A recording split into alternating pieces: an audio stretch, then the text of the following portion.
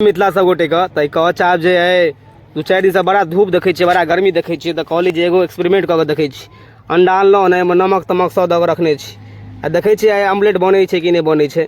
बहुत आदमी बनेले छथि, हमहूँ ट्राई कर रहल छी।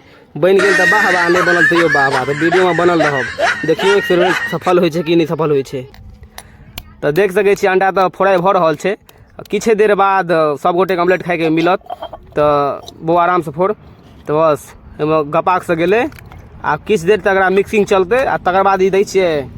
ये छै एकदम खूब गरम छै, एकदम बन जेबाक चाही हमरा हिसाबसँ। देखियो की होइ छै, तो घोराइ भऽ रहल छै, बढ़िआँ से घोर बौआ।